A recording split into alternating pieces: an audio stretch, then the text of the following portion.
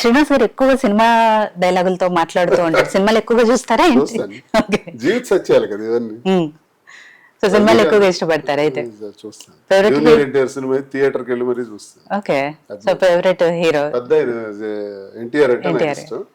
ఇప్పుడు జూనియర్ ఎన్టీఆర్ ఇష్టపడతాను. ఓకే. బాలయ్యబాబు సినిమాలు కూడా చూస్తాను. బాలకృష్ణ సినిమాలు ఏ సినిమా ఎక్కువ ఇష్టం? ప్రతిదీ చూస్తాను. ఓకే. మంచి వ్యక్తి, ఆయనలో మంచితనం చూస్తాను. పర్సనల్ గా మాట్లాడేటప్పుడు రాజకీయ నేను మాట్లాడలా, జనరలైజ్ చేసి మాట్లాడతాను. వెరీ నైస్ మ్యాన్, చిన్నపిల్లడి మనస్తత్వం అని విన్నాను.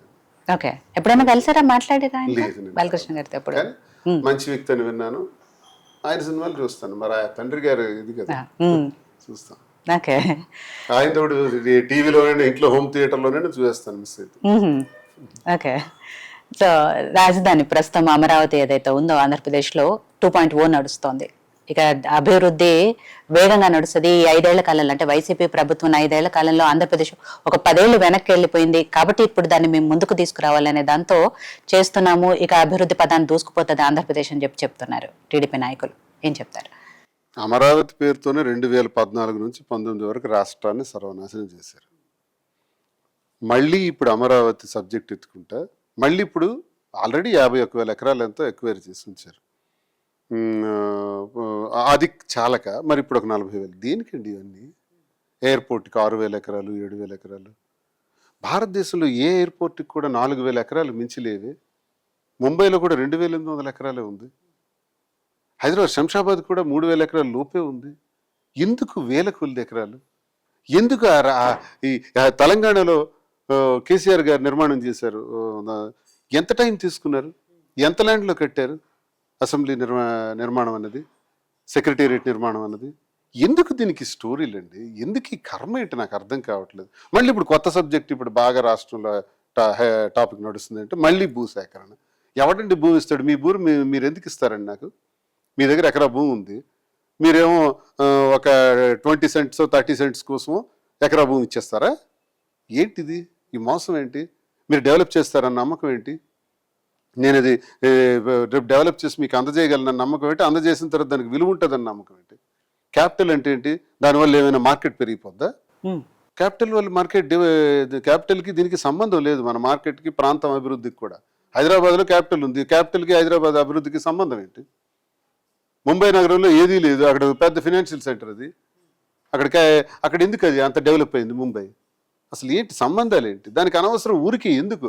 అప్పుడు ఈనాడు పేపర్లోనూ డైమండ్ షేప్గా చేస్తాము అమరావతి, లేదా ఒక ఈ ఐఫిల్ టవర్లా చేస్తాం, సొల్లు కబుర్లు చెప్పి 5 సంవత్సరాలు గడిపారు. ఇప్పుడు మళ్ళీ కొత్త కథనాలు చెప్తున్నారు.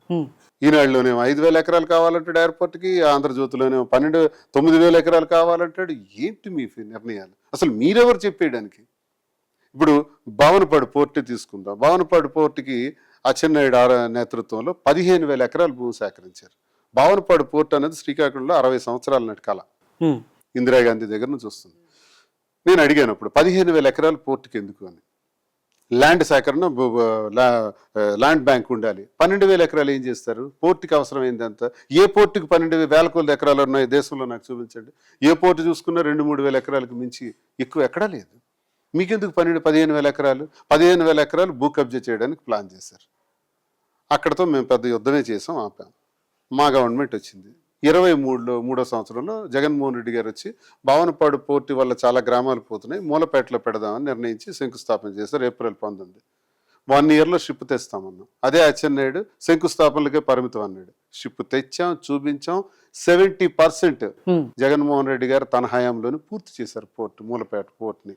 ఇప్పుడు అది మందకొడిగా నడుస్తుంది. ఇప్పుడు నడవట్లా, ఇప్పుడు పనులు బాగా ఆగిపోయినాయి, లేటుగా వెళ్తున్నాయి. అదే మా టైంలో చాలా ఫాస్ట్గా చేస్తాం. దాని ల్యాండ్ ఎంతో తెలుసండి? 1,260 ఎకరాలు మూలపేట పోర్టు. ఎలా సాధ్యమైంది? దీనికి 15,000 ఎకరాలు ఎందుకు? అదే ఉదాహరణకు మీకు ఇప్పుడు కూడా నేను చెప్తున్నాను. అమరావతిలో 1,000 కొద్ది ఎకరాలు ఎందుకు? 1,00,000 ఎకరాలా? ఏం చేస్తారయ్యా? నెత్తులు కొట్టుకుంటారా 1,00,000 ఎకరాలు?